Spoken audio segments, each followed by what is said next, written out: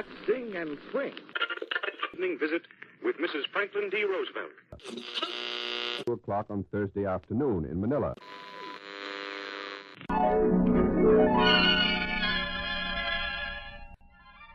And now we bring you Forbidden Diary, the true World War II story of Natalie Crowder, based on her secret journal written from a Japanese prison camp in the Philippines. Episode 15, Surrender and Suffrage. Previously on Forbidden Diary. Jerry, look who's standing on the table in the center of the court. It's Mukibo. Jesus Christ. They made him an officer. Where's Mr. Nagatomi? He's sitting down at a desk at the end of the room. Those so-and-sos are robbing them. How long were you living in the hills? Since the Japanese invaded. The Japanese are going around the country burning villages and torturing people for information. Miss McKim says Hayakawa is afraid of Sergeant Fukihara. And now, Episode 15.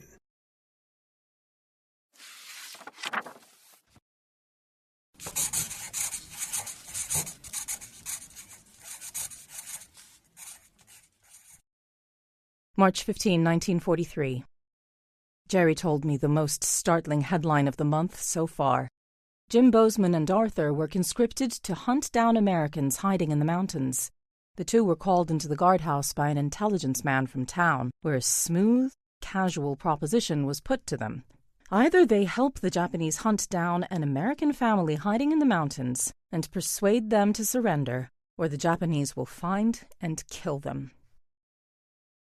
With the lull in guerrilla activity and recent capture of Mr. and Mrs. Greer, the Japanese think it is time for all Americans to surrender. After their capture, the Greers were interned here.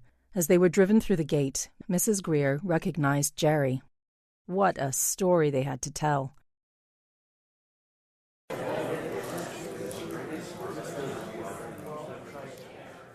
Well, now we know what a hunted animal feels like. Where'd they catch you? Up north in Bontoc province. We'd been living in a swell place up on Mount Dada until we were betrayed by a native. Was there a bounty on you? Yes, but I don't think it was all about money.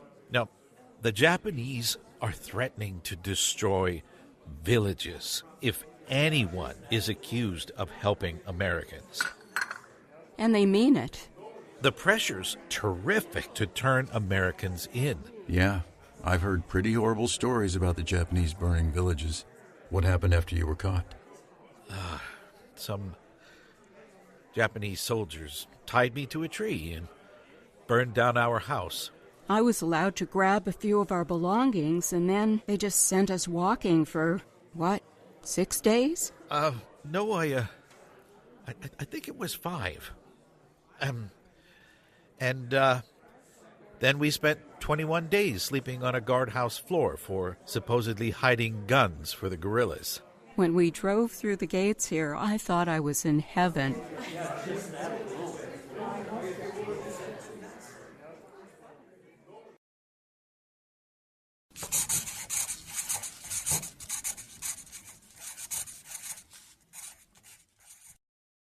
I'd imagine that after what the Greers have been through, even hell would be heaven.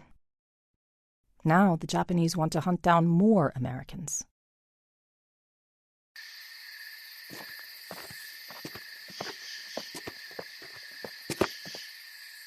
They want you to do what, Arthur? You heard right, Jerry. They want us to act as their representatives. Sounds more like a posse to me. Well, they want the Kessler family alive so they can put the screws to the father. He supposedly has maps and intelligence the Japanese want. Why'd they pick you and Jim Bozeman to chase him down? Kessler worked with us at the lumber mill. We're old friends. So you're the bait? In a nutshell, yeah. We're supposed to tell Kessler that if he surrenders, he and his family will be interned here, no questions asked. But you know how that's gonna go. Yeah. They'll put him in jail the minute they catch him, Jerry. I have to lie to a friend. Kessler will know you're being strong-armed. But he'll also know that if he doesn't surrender, he'll probably be putting me at risk. Boy, those sons of guns know how to twist the knife. Yeah, they got a real flair for it. Mrs. Greer said that when they were captured, the soldiers went through her clothes and took suit tops and pajama bottoms. You know, just for spite. We're going to get extra privileges for participating in this thing. You know how that'll stick in people's craws around here. Oh, I won't hold it against you. Yeah, but everyone else will. I can see it now. Man, the Japanese have every angle figured, don't they?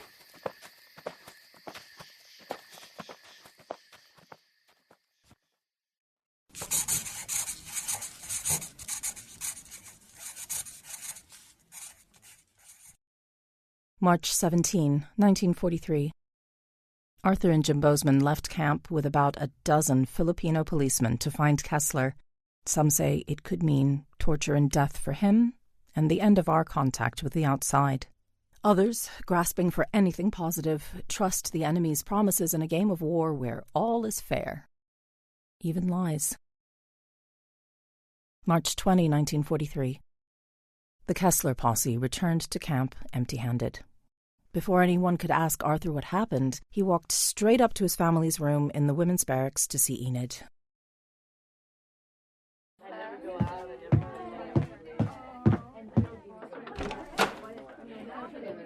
Oh, thank God you're back, Arthur. Did you find the Kesslers? No.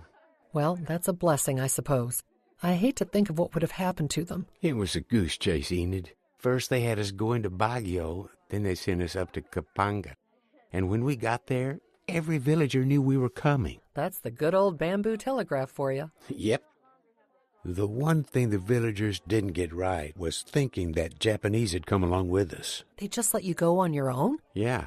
Why? Probably because they thought we'd get more information. I don't know. The whole setup was half-baked. Did you get any information? No. No one knew Kessler or his whereabouts. Or at least that's what they all said. Yet everyone knew that you were looking for him. Yep. I'm telling you, the Igorots are loyal. When they saw we were just Filipinos and Americans, they fed us like kings. With all of the food shortages? No, not up there. It's all farmland. Everywhere we went, we got 3 eggs a day. Did you bring us some food back? Only what's in our stomachs. Well, that's a shame. Did you hear any news? Everyone in camp's going to give us the 3rd degree, but there's nothing new to tell. The villagers mostly talked about what happened in Bataan. Is it as bad as we've heard? Yes. They kept saying that the Filipino soldiers' spirits were strong and that they had stuck it out until the Japanese cut off their water and ordered them to surrender. But a lot of them didn't and hid in the mountains. I hope they're better off there. Anyone who avoided Bataan is better off, honey. The villagers said dysentery and malaria killed most of the soldiers who surrendered. They said that 5,000 or 6,000 died in one day. Dear Lord. They carried the sick out to a field and left them in the sun. If someone recovered, he crawled out himself, but the rest were left to die. Oh, Arthur. When the Japanese finally let the American doctors in prison look at the boys, it was too late. Those poor young men. You know, I think Leon Nang had it right when he said way back when we were interned in Camp Hay, that Japan's biggest crime is complete and total neglect. He's probably right. So you just tramped around from village to village getting fed? Pretty much. When the villagers strongly implied that Kessler was long gone, we took it easy and enjoyed the trip. Well, next time you go on a manhunt, Arthur, take me and your daughter along. We'd love to get 3 eggs a day. Don't tell anyone, but I think I actually gained a couple of pounds.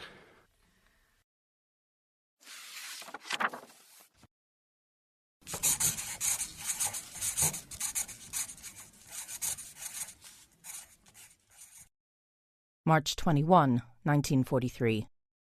A typed notice left a few days ago on the bulletin board perfectly describes the state of women in this camp. In memoriam, deceased, the spirit of liberty as expressed in women's suffrage. If the Women's Committee, being duly elected by the women of the camp, is only functioning through the forbearance of the General Committee, then why not bring us women's suffrage that we women may have a voice in choosing our General Committee? Signed, the Women's Committee.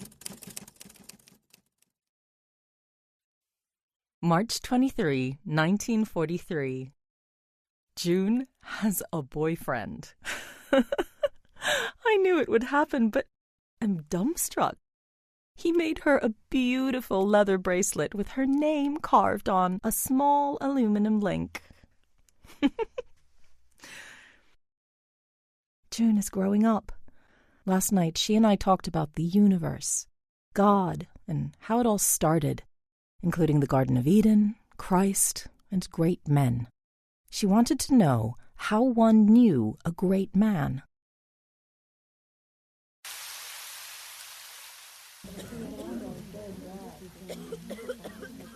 Do you think there's anyone great in here, Mummy? Oh, I don't know. I'd have to think about that one, June. Well, you are. What? Great. You saw the war coming before anyone else. Oh, Junie, I'm sure others figured it out before me. I don't care. I still think you're great.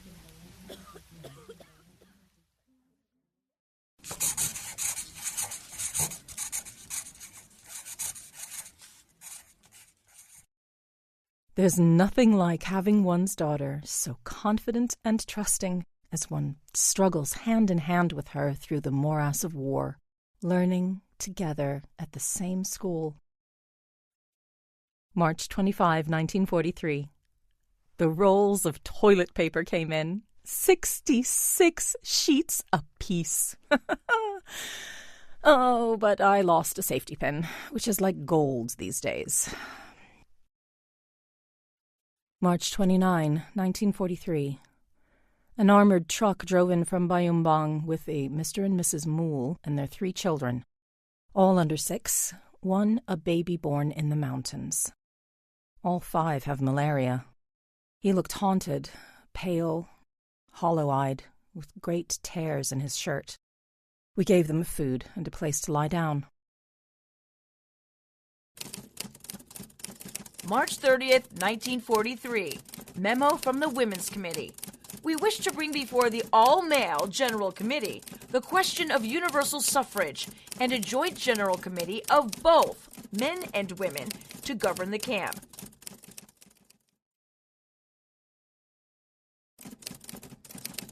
March 31st, 1943. General Committee Minutes. The motion that universal suffrage be adopted for camp in the election of members of the General Committee was lost in voting. The election of the General Committee will continue in present form. Well, I suppose I shouldn't be surprised that the General Committee denied women their voting rights. But I'm ashamed to say that in this day and age, over 2 decades after the ratification of the 19th Amendment, they voted unanimously. There's a full moon this evening, and Mrs. Birch broke a bottle over her husband's head and beat her child twice. She also delivered a long tirade to Mrs. Bell, who simply suggested to Mrs. Birch that she was tired after a hard day's work and shouldn't punish a child in such weariness. April 1st, 1943. 6 Brent School students left camp to join their families in Manila as adults, no longer children. 3 students remain behind, with no word from their parents. Jerry told me that I am much easier to live with right now, and I say he is immeasurably so, which is part of the reason. The other part is that I keep a lot to myself. April 4th, 1943. Jim delivered an amusing commentary in the newsletter today. Camp Holmes Daily News. Men's fashions, considerably more original and practical than those displayed in Esquire magazine, are being created atop the hills as members of the wood crew seek to reduce washing to a minimum. Loinclothes and G-strings, once exclusively worn by Igorots in this area, are extremely popular, varying from plain to a vivid-hued number made of native cloth. Most impressive is the gentleman, rumored to have clerical connections, who stalks magnificently about, bearded like a prophet of old, wearing a felt campaign hat, loincloth, sandals, and not much else. April 11, 1943. It's Jerry's 52nd birthday, so at breakfast together, we opened a precious can of scrapple to eat with scrambled eggs, our first in weeks. We all kissed Daddy warmly. A big event in concentration and more dangerous than it sounds. Nida sent a bag with "Happy Birthday, Mr. Crowder" tucked in it.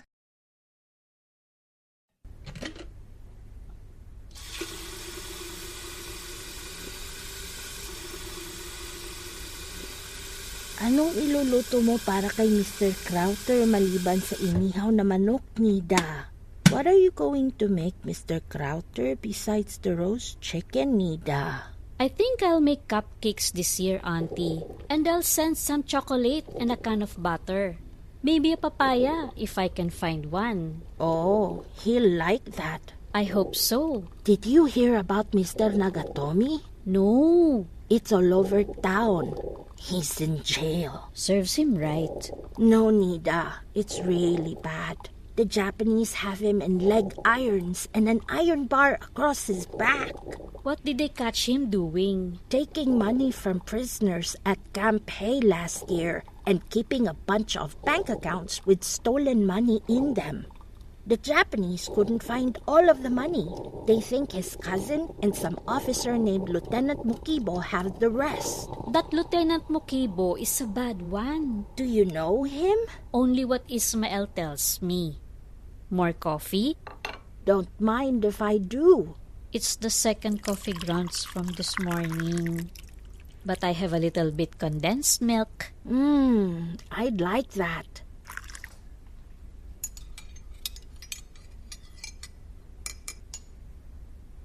You've been looking tired and worried, Sobrinita. Is something troubling you? You know you can tell me anything. Ismael's thinking about helping the guerrillas. I knew he was going to end up doing it. I think he's already involved. What makes you say that? He's talking about working at the mine. And the other day, I found a bunch of...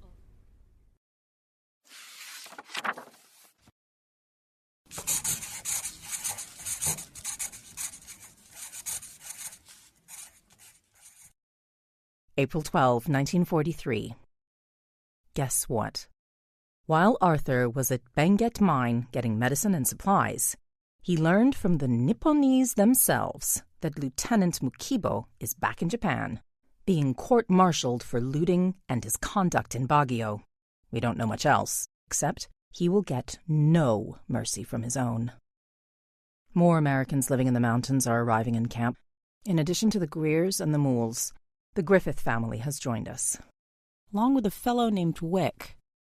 Normally we're anxious to talk with new arrivals, but have become worn out with fury and disturbance from hearing stories about the Imperial Army's abuses and the war's effect on children.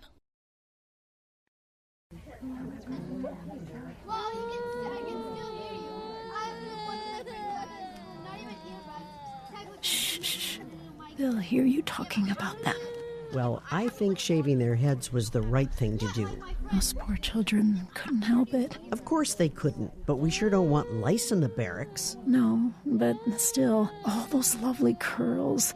The little things look so forlorn, especially with their mother in the hospital and all. Well, the father is very attentive. Are y'all talking about the Moole family? Yes. Mr. Moole should be in the hospital. He's as sick as his wife, you know. What actually happened to them? Mr. Moole said they were living just fine on the outside until about 4 months ago when the Japanese started hunting them down. Why? I don't know.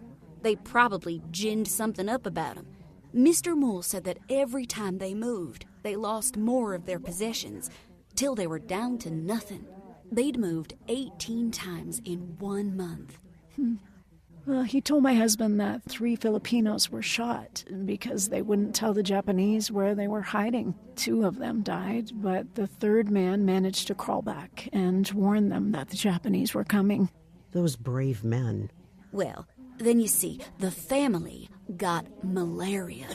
When they were caught, they were so sick they were barely able to crawl to feed their children. I don't know how they made it here alive with 3 young children. She had to have had that baby up in the mountains. Can you imagine giving birth in the woods and running for your life from the Japanese with 2 young children and a newborn? Mr. Moole said it took 6 days to get here after they were captured. I believe that. Is that what happened to you, Mrs. Griffith? We were held 2 weeks before they let us come here.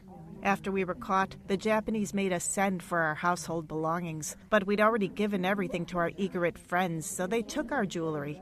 Even my wedding band. Then they tied my husband up.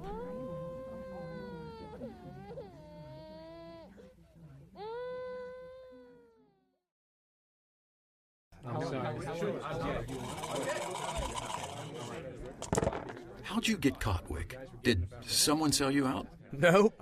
I managed to run into Japanese soldiers all by myself. I'd been warned they were coming and was getting away along a riverbank with 2 Igorot friends when they came up from behind us and started shooting. I tossed my gun before we were caught, but a soldier found it and asked potent questions about the Japanese ammunition belt I was wearing. I told him I'd purchased it from a Filipino as a Bataan souvenir. Didn't buy your story, huh? Hell no. They tossed me in jail for 21 days and gave me the works. Twice. What's the works? Beatings. And the water cure. They didn't feed us, but they did let the villagers send in food. Thank God. I hear the water cure is pretty rough. Only if you mind being forced to drink unimaginable amounts of water and someone prodding your stomach with a bayonet. If they kick or jump on you, you're a goner. Right, Mr. Moole? Yeah, that's what I hear. If there's a hint of guerrilla activity, the Japanese will round up people off the street. He's right. I saw him drag 25 men and women off to jail for no reason. Women, too? Yeah, that's right. Jeez. They're terrorizing villagers nonstop. The lowlanders are treated so bad that a lot of them don't care anymore and will risk anything to fight the Japanese. What are they fighting with? Any weapons they can get their hands on. Even though they're more pro-Filipino than American, the natives sure helped me. I owe my life to them. Yep, me too. How's your wife doing in the hospital, Mr. Moole? Okay. She wants to get out of there because the kids are here, but she's not going anywhere for a while.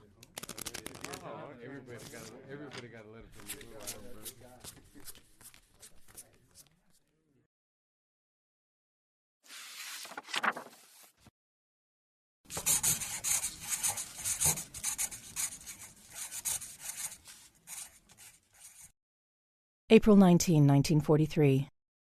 Poor Marge Moole has had a rough road. Her children have dysentery. She has malaria, and now we hear that her husband Bill has polio and is in isolation at our camp hospital. But our doctors say that polio is not as contagious as commonly thought, so there's no reason for undue apprehension. Takes me back to 1907 when I had polio. The leg aches that can never be described. Delirium, braces, casts, and treatments.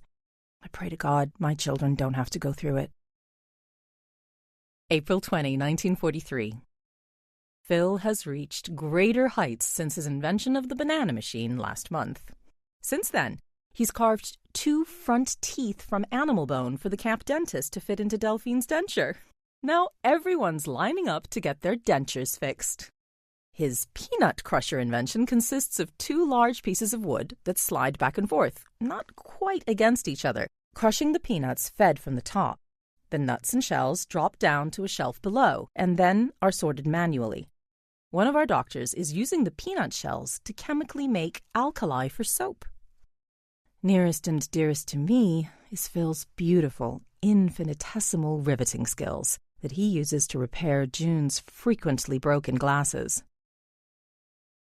April 22nd, 1943. The General Committee and camp doctors met to discuss a curious request from the Japanese military authorities.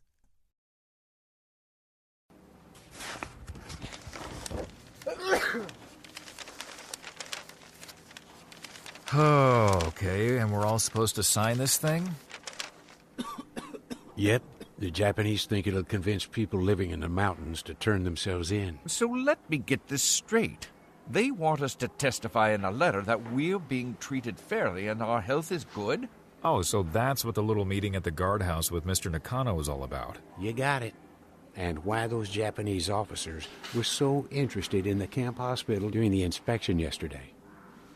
Who is this Mr. Nakano? He's the guy who gave us the piano. I think he's got more power than Mr. Hayakawa right now.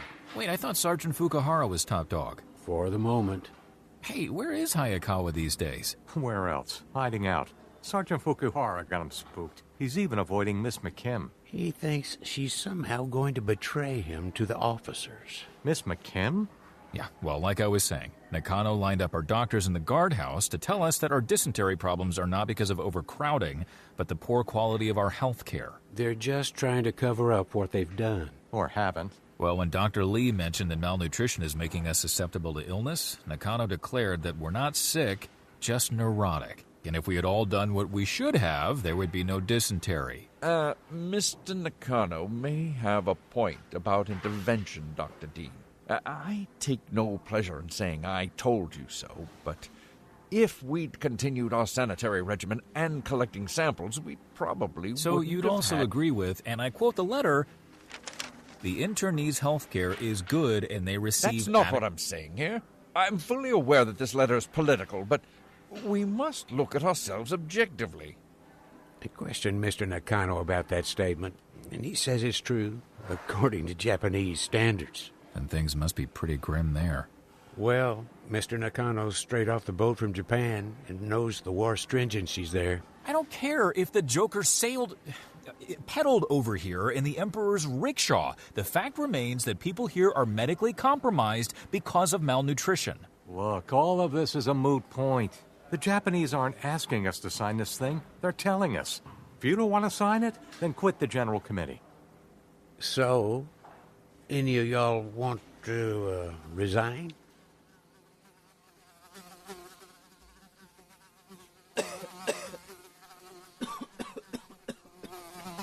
Okay, on to other business. Next item. The woman who was passing notes outside of camp was... What about her? We yanked her privileges and put her on work detail for 2 weeks. Well, the Japanese thought we were too lenient and are threatening to take matters into their own hands. Christ. I think the best tactic is to keep pressing High Command about a camp judicial code so they aren't looking over our shoulders all the time. You know, this might be a propitious moment to ask again. Maybe tell them we'll sign their letter if we can govern ourselves. They're doing it in other camps. Where? Manila. It's not that much of a gambit, but why not? Might as well get something for our John Hancocks. Gentlemen? Yeah, I second the motion. All in favor, say aye. Aye. Aye. Aye. Aye. The ayes have it. I'll run it by the powers that be. Now, if we don't have any other business, I call to close the meeting.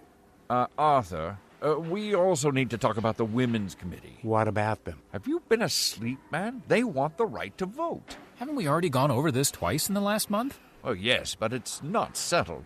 The women took a poll of the entire camp, and a majority agrees the women should be allowed to vote. 181 to 168 in favor. Surely, the General Committee can see the irony of denying people their voting rights in a concentration camp. Nope, not really. It'll be a disaster. Well, you can think what you like, but the women aren't going to take no for an answer.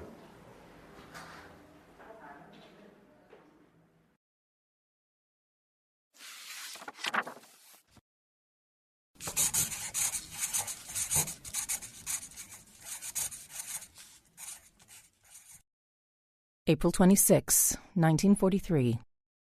The Japanese gave the General Committee permission to write a camp judicial code.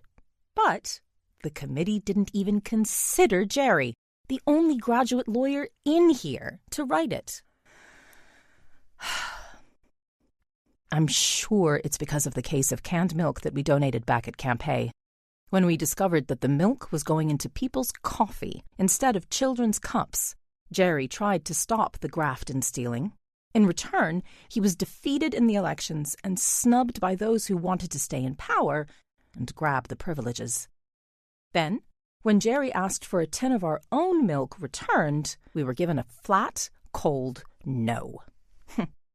It was bad enough to be hungry and our own children getting no benefit from the milk, but to see our own food taken and eaten by some of our people? Oh, that was torture indeed.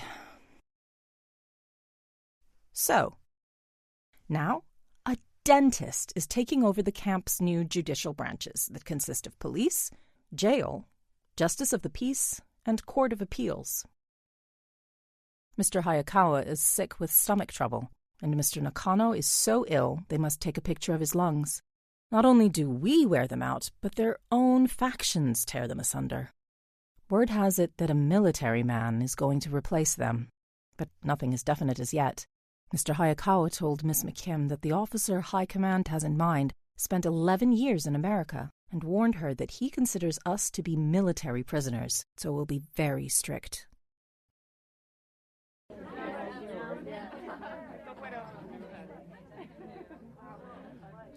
I'm so confused, Miss McKim. So who's taking over for Mr. Hayakawa? It's not Sergeant Fukihara. I think it's going to be a Lieutenant Kira. Lieutenant Kira? Yes, I think so. I had a chance to talk with him when I was greeting other Japanese officers. Oh, what's he like? Well, Lieutenant Kira's English is very good. To be honest with you, our first meeting was a bit uncomfortable. Oh? How so?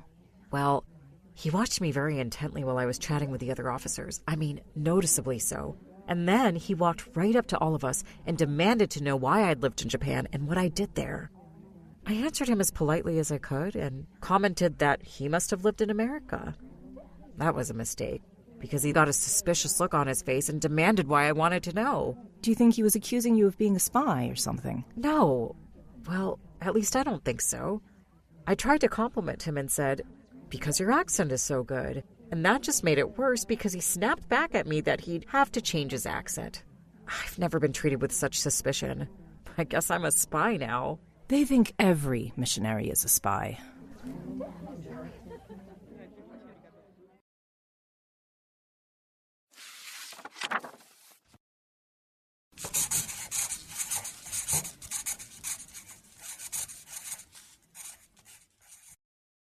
May 8, 1943. Women have been given the right to vote. The decision came out of nowhere. The cynical among us say it is because the General Committee thinks women will vote for the members they want elected. Or maybe our voter poll and petitions had something to do with it. I don't know. All I can say is the men who voted against us were fools to think that they could maintain pre-suffrage days. Huh.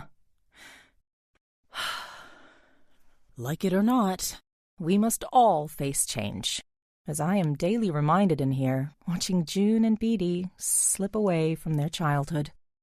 June will turn 14 next month, and Beatty is 12.